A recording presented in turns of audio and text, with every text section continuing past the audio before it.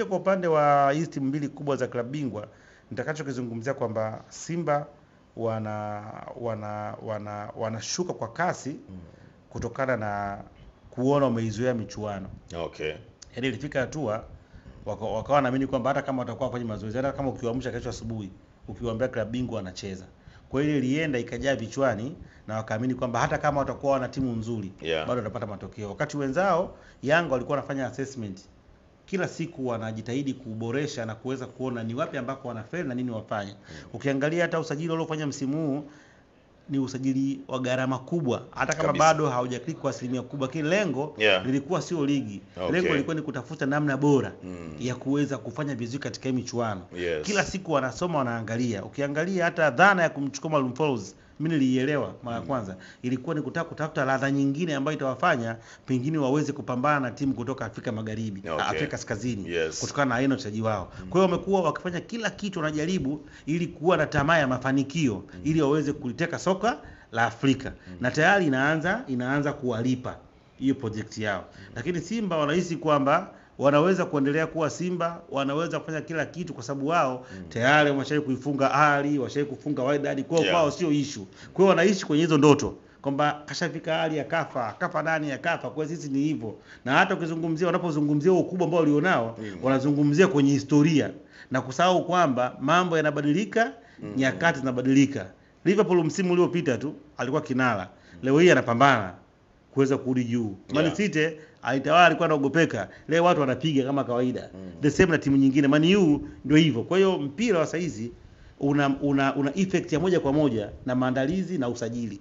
Kwa hiyo tunachokiona ni kwamba Yanga ameendelea kudhihirisha kwamba yeye ametengeneza daraja la tofauti na anafanya kazi kubwa. Wewe angalia tu benchi la ufundi la Yanga linafanana na timu gani katika hizi timu nne hizi? Bwana, mambo ni mengi kweli kweli, muda ni mchache, lakini muda huo mchache ufanye sisi wana michezo tushindwe kupeana taarifa bora za michezo na burudani. Karibu bwana michezo mwenzetu bwana, tujuzane taarifa nzuri kweli kweli kutokea kwetu. Mimi naitwa Nicholas John, ukiniita Cisco utakuwa umetisha kweli kweli, lakini niko hapa Dominic Salamba, Chifu Zobane kama Zoom Fella, mtaalam kweli kweli huyu, nyeupe nyeusi, na hapa tumekuandalia mambo mengi na mazito kweli kweli. Kutokea mitaa ya Twiga na Jangwani, pale Wekundu na Msimbazi Simba, kule Chamazi, lakini hata kule Singida kunani, mambo ni mazito. Dominic Salamba, uko vizuri bro? Mimi niko vizuri kabisa. Uzima upo na hulalamiki? Namshukuru Mwenyezi Mungu. Bwana, timu zetu tuanzie hapo kwanza kwenye timu zetu zote 4 ambazo zinashiriki michuano ya CAF zimecheza michezo miwili na hapa wanakwenda sasa mapumziko mpaka mwakani ndio atarejea tena dimbani. Tathmini fupi kwa hizi timu zetu Dominic Salamba, jinsi zilivyo, namna ambavyo zimecheza, matumaini yako vipi kuhakikisha kwamba wanapeperusha vyema bendera kwenye taifa hili la Tanzania? Nafikiri mpaka sasa hizi ni kama vile tunasema mchele na pumba zimeweza kujitenga, na nitazungumzia kwa mtiririko. Ukiangalia kwa maana ya viwango vya kafu ambavyo ndio vimekuwa vikituhadaa wakati mwingi sana, na mimi nimekuwa nikipingana navyo kutokana na style yake ambao wanaitumia, havina uhalisia.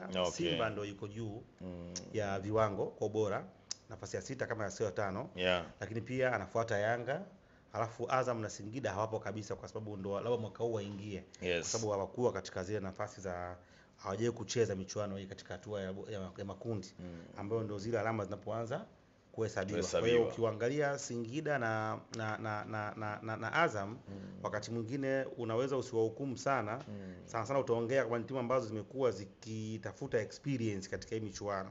Kwa hiyo uwezi ukaanza kuwanyosha vidole, ingawaje kuna points utawaambia kwamba ni lazima watumie hii michuano kama ni sehemu ya kujifunza katika miaka mingine. Kikubwa ni kuhakikisha kwamba wanatengeneza consistency ya kushiriki ili yale mafunzo wanayopata yaendelee kuwa bora kwao, na hata timu ambazo wamekutana nazo zina historia kubwa, zina experience kwenye michuano.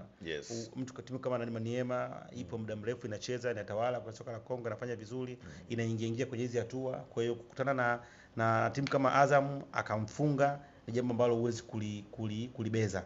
Lakini pia timu kama unazungumzia Wydad tunafahamu ambacho wanacho Belouizdad, tunafahamu ambacho wanacho Stellenbosch. Msimu uliopita tu ameingia finali ya kombe la shirikisho.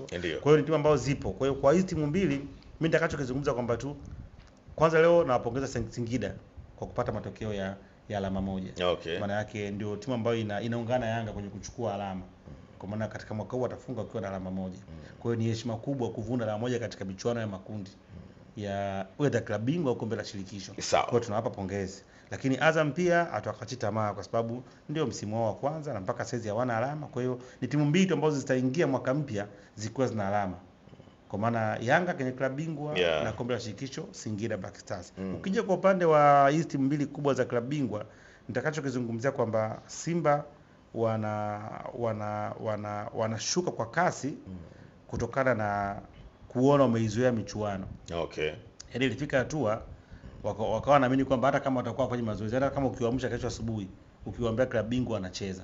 Kwa hiyo ilienda ikajaa vichwani na wakaamini kwamba hata kama watakuwa wana timu nzuri bado watapata matokeo. Wakati wenzao Yanga walikuwa wanafanya assessment.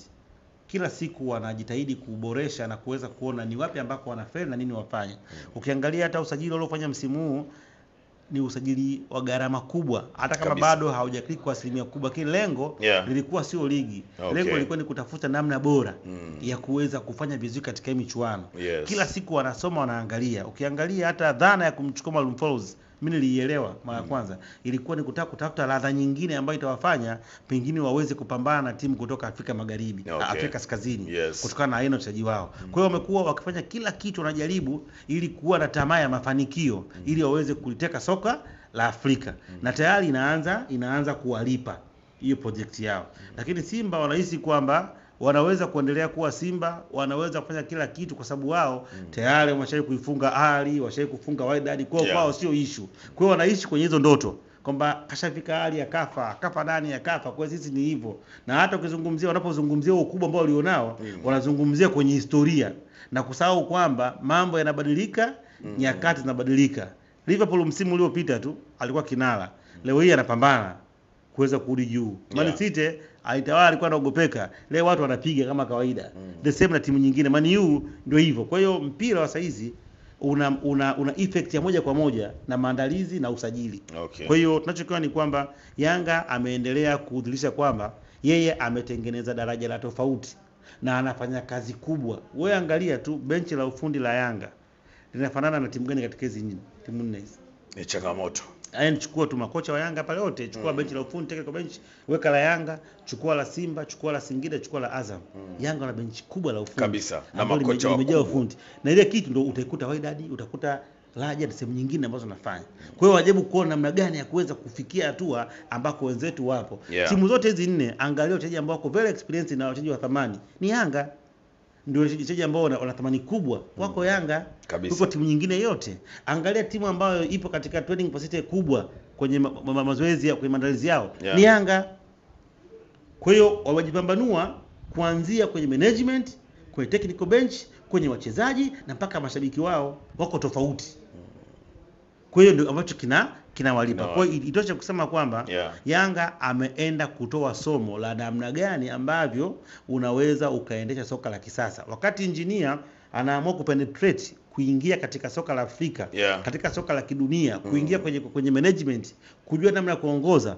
Watu walifikiri pengine tu wanaenda kutafuta jina lake lisemwe, kutafuta sio nini, yalizungumzwa mengi na watu wakaanza kubeza kwamba hata kama kwenye kitu vilabu, lakini yeye alikuwa anajua kwamba there is no way utasema wewe ni mtu wa mpira uhudhurie mazoezi, uende kiwanjani, ukae na wachezaji, yaani huko tu. Haiwezekani. Dunia imebadilika. Zamani wachezaji walikuwa wanajua role zao, walikuwa ni wanaume. Sasa kuna vijana ambao wanahitaji ukaribu. Hii kizazi kiko tofauti. Lazima uweze kukaa nao, uzungumze nao, waone mpo pamoja, mpange pamoja, mnie pamoja.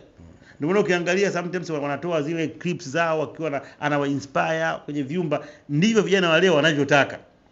Lakini wewe timu inaendeshwa tu kibabe kinini, huwezi kufika kabisa. Kwa hiyo ninachokiona ni kwamba kuna gepo kubwa, na nilizungumza kwamba timu nyingine hasa Simba kama haitakuwa makini na kureact kwenye yale ambayo Yanga anayafanya, kwenye kila kitu wakachukulia ni kubeza tu kwa sababu ni mpinzani, kwa sababu ukiwa Simba lazima kile cha Yanga ukiponde, na ukiwa Yanga the same, wakienda nayo notion watakuja kustuka wakiwa wameachwa mbali sana. Hiki kitu nilizungumza mapema sana, lakini ikaonekana naongea ushabiki. Ndicho ambacho kimeanza kuonekana leo hii. Level ya Yanga kwenye kila kitu iko tofauti. Mikataba, sui nini, management, branding, kila kitu. Bado wenzetu wambakia tu na zile stories za kudanganyana, propaganda. Mara leo naambiwa timu kubwa haiwezi kurejezi mpya wakati walikuwa wametangaza wanaonyesha huu. Zaidi kuna manufaa ambayo ya kishujaa ambao wanawatengenezea watu wao, na watu wao sio wanawazaga. Mimi sielewi yani. Leo unaambiwa tunazindua jezi mpya wiki hii. Yes. Kesho unaambiwa kwamba timu yote kubwa Ulaya haizindui jezi. Si nakuelewa. Yani ni watu ambao kila siku leo wanaambiwa logo mpya, kesho sio hiyo. Lakini hata mtu wakuoje kwamba ilikuwaje, ile logo mlikuwa mmetoa wapi na ni nini? Leo naambiwa jezi zimetoka, jezi hizi sio hizo, kesho nakuwa ndo zile. Yeah. Kwa kuna madhaifu mengi. Tunazindua jezi mpya lakini wanayachukulia oya. Yaani mpaka shangaa hivi hawa watu wanawazaga nini? Hawa watu wao ambao wanaongoza wanafikiria yani namna bana, nobody cares. Yaani watu wako fresh, wanaingia, wanacheza, wanaendelea. Kwa hiyo wana changamoto nyingi sana. Ndio maana wakati mwingine hata wakiambiwa maneno mengine ya kadhia kuhusiana na utimamu wa akili na nini, naona wakati mwingine mtu akashawasoma watu wake anajua anaoongoza. Yeah. Bwana, hivyo ndivyo ambavyo tumechambuliwa hapa kwa undani kweli kweli, na jinsi ambavyo timu zetu zimepambana huko.